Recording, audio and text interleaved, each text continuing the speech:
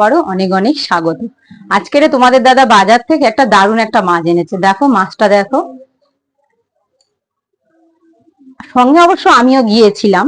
তা বাজারে গিয়ে দেখছি, মাছ বাজারে গিয়ে দেখছি এই সাইজের একটাই শুধু মাছ ছিল। তা মাছটা একটু অন্যরকম, এই মাছটা আগে কোনোদিন দেখিনি। এই মাছটার নামও আমার ঠিক জানা নেই। তা যে কোনো মাছ বিক্রি করছিল সেই দাদাকে জিজ্ঞেস করলাম যে এই মাছটার নাম কি। দাদা বললে এই মাছটার নাম নাকি গালচটা। আমি অবশ্য আগে জানতাম না, ওনার কাছ থেকে শুনেই নামটা জানলাম। তা মাছটা একটু অন্যরকম দেখতে, আর আগে আমি তো আগেই বললাম আগে দেখিনি, তাই মাছটাকে নিয়ে চলে এলাম তোমাদের সঙ্গে। মাছটাকে একটু দেখাবো এবং একটা দারুণ একটা এই মাছের রেসিপি করে অবশ্যই তোমাদের দেখাবো। তার আগে তোমাদের দেখো মাছটা, দেখো একদম মাছটা পুরো চওড়া মাছ, একদম একটা হাতেরও বেশি মাছটা চওড়া। তা চলো মাছটা তাহলে কেটে নিয়ে আগে, আর মাছটা কি দিয়ে রান্না করছি সেটাও তোমাদের দেখাই। এখানে নিয়ে নিয়েছি, যেহেতু এটা নোনা মাছ, নোনা মাছে কিন্তু একটু আলু বেগুন দিয়ে বেশ মাখা মাখা তরকারি করলে কিন্তু দারুণ খেতে লাগে। তাহলে চলো মাছটাও কেটে নিই আর আলু আর বেগুনটাও কেটে নেবো। নিয়ে মাছ নিয়ে কাটবো বলে বসে গেছি। মাছটা কাটবো বলে আমি শুধু ভাবছি যে মাছটা, এরকম মাছ আগে কোনোদিনও দেখিনি কিংবা কাটিনি, তাই মাছটাকে কেমন ভাবে কাটি চলো তোমাদেরকে দেখাই। দেখো এর পাখনাগুলো দেখেছো, একদম পুরো লম্বা লম্বা একদম। এগুলো সাথে কেটে নেব। মাছটা দেখে মনে হচ্ছে মাছটাকে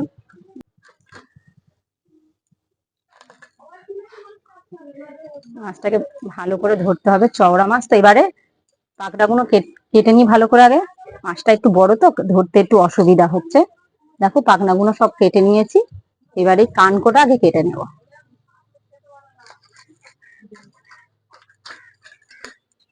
এই ভিতরও কানকোটা কেটে নেব।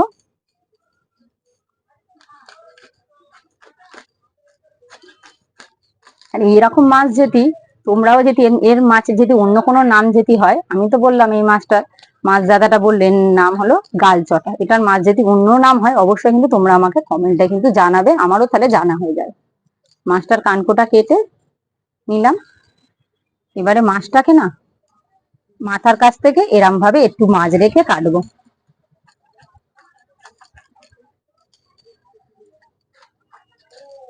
দেখো মাছটা আমার কাটা হয়ে গেল। কাটা হয়ে গেল, এবার লেজার লেজটাকে কেটে নিলাম। এখান থেকে আগে লেজাটাকে আগে ধরবো। দেখো লেজাটা দেখো। এবারে এই মাছটার মধ্যিখান থেকে কেটে নেব।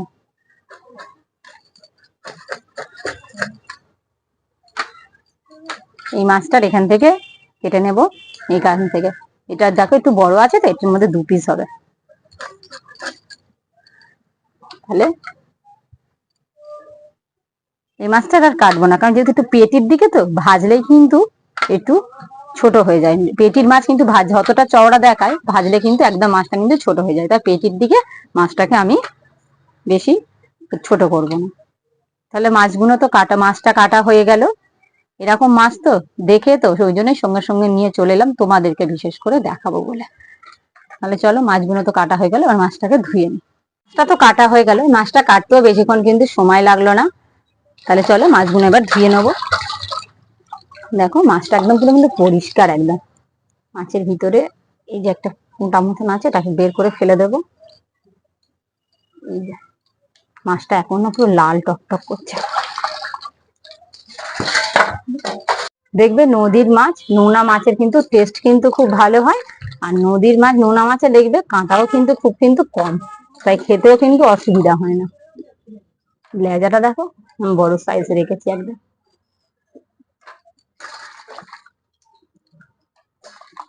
মাছগুলো কিন্তু একবার কিন্তু ভালো করে আমি ধুয়ে নিলাম। জলে ধোয়া হয়ে গেল, তাতেই অনেকটা পরিষ্কার। নুন দিয়ে আরেকবার ধুয়ে নেবো।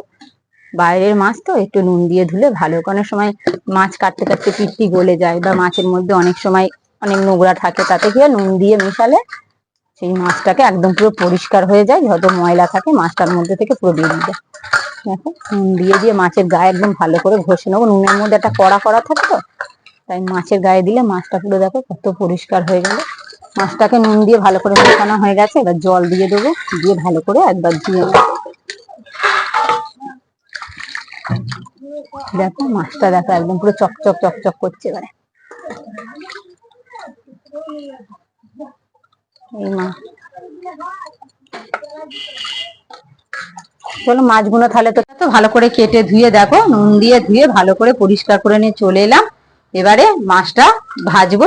কড়াই বসিয়ে দিয়েছি, গ্যাসটাকে ধরিয়ে দেব। গ্যাসটা ধরিয়ে দিলাম, কড়াইটা ততক্ষণে গরম হোক। ততক্ষণে আমি মাছটাতে নুন আর হলুদ মিশিয়ে নেবো। নুনটা যেহেতু তখন দিয়ে আমি ভালো করে ধুয়েছি, নুনটা ওই জন্য বেশি দেবো না, একটু হলুদ দিয়ে দিলাম। সামান্য নুন দেব, যেহেতু নোনা মাছ নুন হয়, আর আমি নুন দিয়েও ধুয়েছি, তাই নুনটা এখন কম দেব। তাই ভালো করে নুন আর হলুদটা দিয়ে ভালো করে মাছটাকে মেখে নেব। দেখো সুন্দর করে পুরো মাছের প্রত্যেক মাছের গায়ে যেন নুন আর হলুদ দিয়ে একদম ভালো করে মিশানো হয়। এদিকে কড়াই কিন্তু গরম হয়ে গেছে। কড়াইয়ে মাছ ভাজার জন্য দিয়ে দেবো পরিমাণ মতন সর্ষের তেল।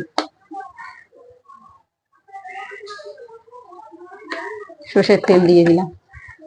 তেলটা ততক্ষণে গরম হোক। মাছে তাহলে নুন হলুদ মিশিয়ে নিলাম। এদিকে তেলও কিন্তু মাছ ভাজার জন্য একদম হিট গরম হয়ে গেছে। গরম তেলের মধ্যে দিয়ে দেবো নুন হলুদ মেখে রাখা মাছগুলো।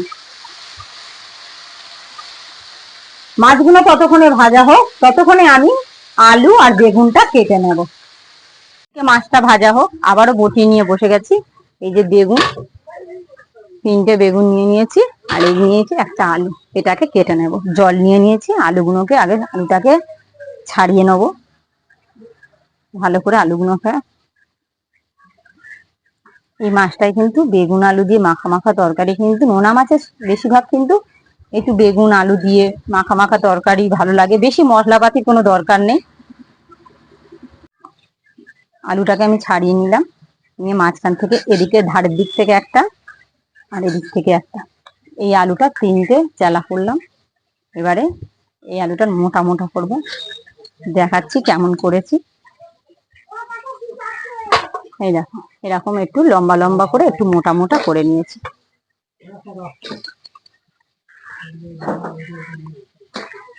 আলুটাকে কাটা হয়ে গেলে জলের মধ্যে থাকলে আলুর যে লাল ভাবটা থাকে, আলুর যে কষ, সেটার দাগটার হয় না বা লাল দেখায় না। আলুটা জলের মধ্যে ভিজানো থাকলে কি আলুটা পুরো একদম পরিষ্কার ফ্রেশ থাকে। আলুটা কাটা হয়ে গেলে এবার কেটে নেবো বেগুন। বেগুনগুলোকে জলের মধ্যে আগে ধুয়ে নিলাম ভালো করে, নিয়ে বেগুনের বোঁটাগুলো কাটলাম, মাঝখান থেকে 2 চালা করে দিলাম। ফের এখান থেকে মাঝখান থেকে ফের আরো 2 চালা 4 চালা করে নিয়ে মাঝখান থেকে কেটে নেবো। এরকম করে সাইজ করে বেগুনগুলো সব কেটে নেবো এরকম করে। তাহলে বেগুনগুলো আমার কাটা হয়ে গেল, আলু আমার কাটা হয়ে গেল। এবার জল থেকে আলুগুলোকে ভালো করে ধুয়ে এক সাইড করে তুলে নেব। তাহলে আলু আর বেগুনগুলো আমার কাটা হয়ে গেল। এবার চলো মাছটা ভাজি। আলু বেগুন কেটে ধুয়ে নিয়ে চলে এলাম, এদিকে মাছটা ভাজতে দিয়ে গেছি। মাছটা এবারে উল্টে দেবো।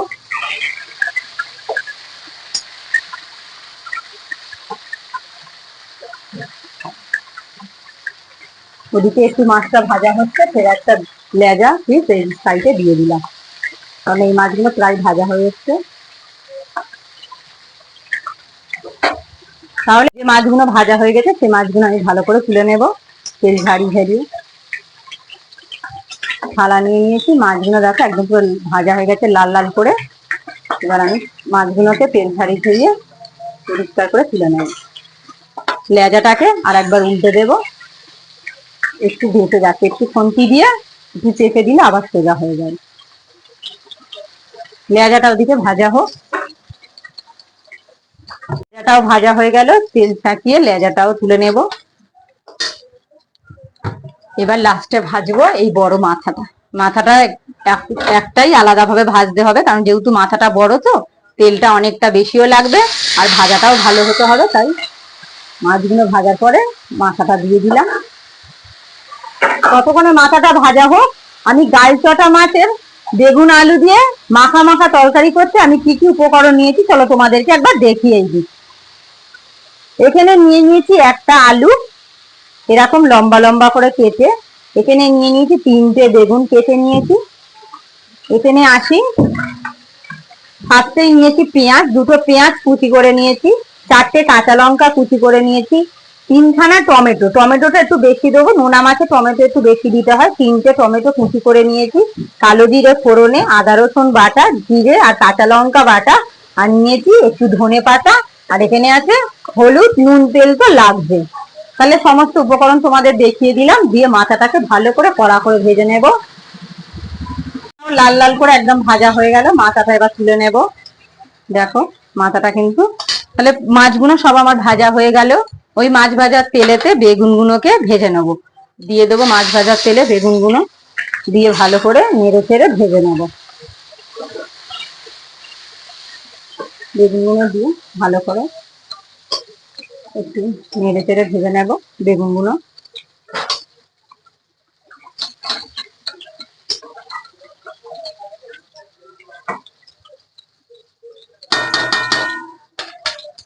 বেগুনগুলো কিন্তু আমার ভাজা হয়ে গেল। এবার মাছ ভাজার থালাতে বেগুনগুলোকে আমি তেল ঝাড়িয়ে ঝাড়িয়ে তুলে নেব। বেগুনের মধ্যে তেলটা একটু বেশি থাকে তো, তাই একটু ভালো করে তেল ঝাড়িয়ে বেগুনগুলোকে আমি ভালো করে তুলে নেব। বেগুনগুলো আমার সব তোলা হয়ে গেল।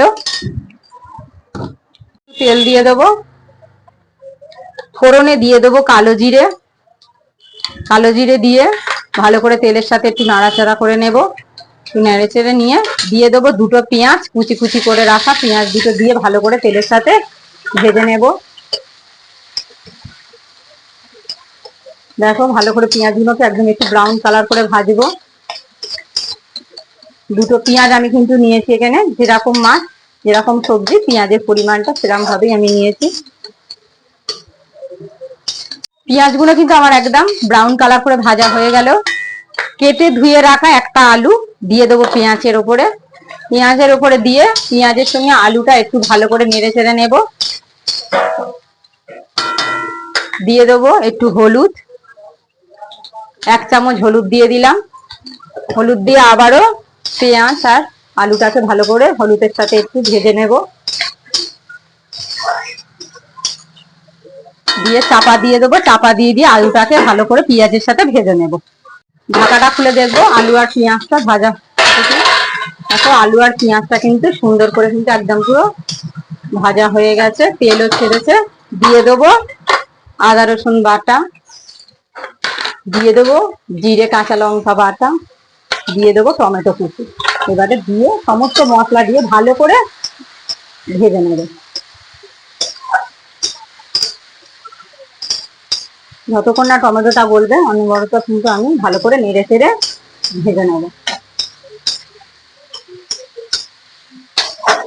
মশলাটা দিয়ে আলুর সঙ্গে ভাজতে ভাজতে কিন্তু একটু মশলাটা একটু কিন্তু ধরে যাচ্ছে। তার জন্য আমি কি করব, মশলা লেগেছিল বাটির মধ্যে, তার মধ্যে একটু করে জল দিয়ে দেবো।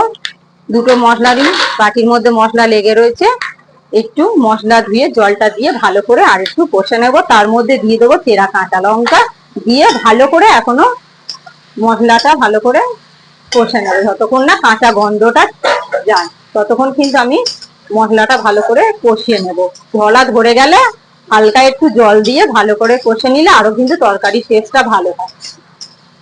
কিন্তু মশলাটা কিন্তু ভালো করে কষিয়ে নিয়েছি, তেলও ছেড়ে গেছে। একটু এখন অল্প একটু ধনেপাতা দিয়ে দেবো, একটু ধনেপাতা রেখে দিয়েছি, ধনেপাতা দিয়ে আর একটু ভালো করে ভেজে নেব। ধনেপাতাটা মশলার সাথে আর একটু ভেজে নেবো নেড়ে চেড়ে। ধনেপাতাটা ভালো করে ভাজা ভাজা হয়ে গেছে, ভেজে রাখা বেগুনগুলো দিয়ে দেবো। দিয়ে ভালো করে বেগুনগুলো দিয়ে বেশিক্ষণ নাড়াবো না, কারণ বেগুন যেহেতু নরম ভাজা হয়ে গেছে তো, তাহলে নাহলে ঘেটে যাবে। একটু নাড়াচাড়া করে এবার দিয়ে দেবো পরিমাণ মতন জল, বেশি জল দেবো না যেহেতু তরকারিটা মাখা মাখা করবো। আলুটাও কিন্তু দেখো অনেকটা সিদ্ধ হয়ে গেছে, তাই বেশি জল দেবো না। এই ওপর থেকে ধনে পাতাগুলো ফের আবার দিয়ে দেবো। ওপর থেকে ধনে পাতাটা আরেকবার দিলাম, যাতে ধনে পাতার একটা সুন্দর একটা গন্ধ তরকারির সাথে একদম পুরো মিশে যাবে। দিয়ে ঢাকা দিয়ে দিলাম, ঝোলটা ফুটলেই ঢাকাটা খুলে দেখবো ঝোলটা ফুটছে। যেহেতু আমি তখন নুন দিইনি, নুন বলেছিলাম নোনা মাছের নুন একটু হয় বেশি হয়, আর নুন তো ভাজার সময় দিয়েছিলাম মাছ ভাজার সময়। যেহেতু ঝোলটা এবার ফুটছে, এবার নুনটা আমি একটু দেখে নেবো যে নুনটা হ্যাঁ নুনটা একটু কম আছে। এবারে নুনটা দিয়ে দেবো। নুনটা যদি আমি আগে যদি দিতাম তাহলে কিন্তু যেহেতু সবজি টবজি পড়তো, তাহলে কিন্তু নুনের পরিমাণটা তখন অতটা বোঝা যেত না। ওই জন্য ঝোল ফুটছে, আমি নুনটা এবার দিয়ে ভালো করে ফুটিয়ে নেব। এবার নুন দিয়ে ভালো করে ফুটছে, এবার ভেজে রাখা মাছগুলো ঝোলের ওপরে দিয়ে দেবো।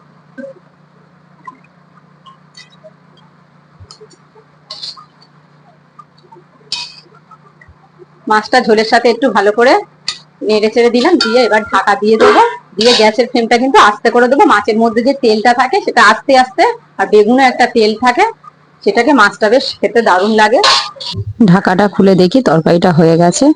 দেখো তরকারিটা পুরো একদম পুরো মাখা মাখা, কত সুন্দর একদম কালার এসছে, দারুণ কিন্তু কালার এসছে। চলো তরকারিটা এবার তোমাদেরকে একটু তুলে দেখাই যে কতটা আমি তরকারিটা পুরো একদম মাখা মাখা করেছি। বেগুন আলু দিয়ে তো এরকম মাখা মাখা তরকারি কিন্তু ভালো লেগে থাকে, তাতে কিন্তু তরকারির টেস্টটাও ভালো হয়, আর সত্যি খেতেও কিন্তু ভালো লাগে। কিন্তু খুলে তো তোমাদের দেখিয়ে দিলাম, তরকারিটা পুরো একদম রেডি হয়ে গেছে। চলো এবার তোমাদেরকে আমি তরকারিটা খাবার নিয়ে চলে এসেছি, তোমাদেরকে খেয়ে দেখাই এই গালচটা মাছের বেগুন আলু দিয়ে মাখা মাখা তরকারিটা কেমন হয়েছে। একটা নতুন ধরনের মাছ, এই ফার্স্ট টাইম খাচ্ছি, অবশ্যই খেয়ে তোমাদেরকে দেখাচ্ছি কেমন হয়েছে। মাছটা খেতেও কেমন, তরকারিটাও খেতে হয়েছে। দেখো মাছটা, দেখো একটাই বড় মোটা কাঁটা, একটাই মোটা কাঁটা, মাছটার কিন্তু কাঁটা নেই। বাচ্চারাও কিন্তু এই মাছটা খেতে পারবে।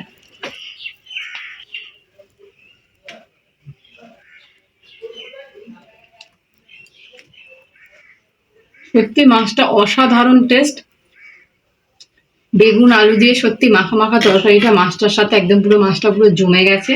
আর এই বর্ষার সময় তো এই নোনা মাছের কিন্তু এই যে বেগুন আলু দিয়ে মাখা মাখা তরকারি কিন্তু ইলিশ মাছকেও কিন্তু হার মানিয়ে দিই।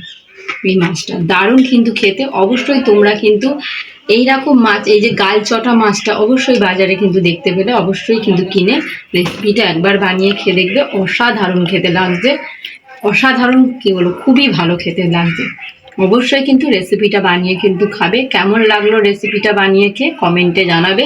আর আজকের যদি এই গালচটা মাছের বেগুন আলু দিয়ে মাখা মাখা তরকারিটা ভালো লেগে থাকে তবে একটা লাইক করে দেবেন। আর এরকম নতুন নতুন রেসিপি পেতে আমাদের তিনজনের চ্যানেলটাকে সাবস্ক্রাইব করে আমাদের পাশে থাকবে। আর যারা ফেসবুক ইনস্টাগ্রাম আর থার্ড থেকে দেখছো, যে সমস্ত বন্ধুরা এখনো আমাদের চ্যানেলটাকে ফলো করেনি অবশ্যই কিন্তু আমাদের চ্যানেলটাকে ফলো করে আমাদের পাশে থেকো। তাহলে দেখা হচ্ছে আগামীকাল একটা নতুন রেসিপিতে। ততক্ষণে সবাই ভালো থাকবেন, সুস্থ থাকবেন।